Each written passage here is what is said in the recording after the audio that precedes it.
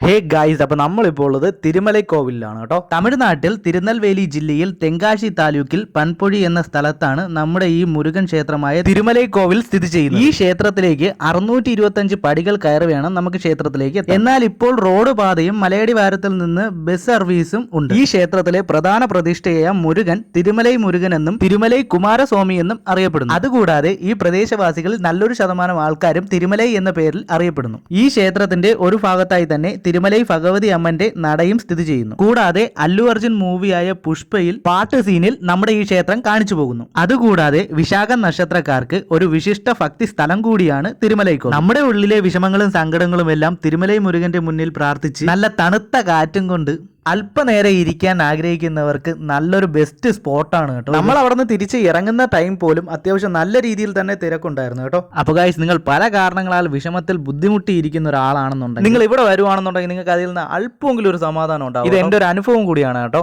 അപ്പോൾ അടുത്തൊരു വീഡിയോ ആയിട്ട് വീണ്ടും വരാം. ബൈ.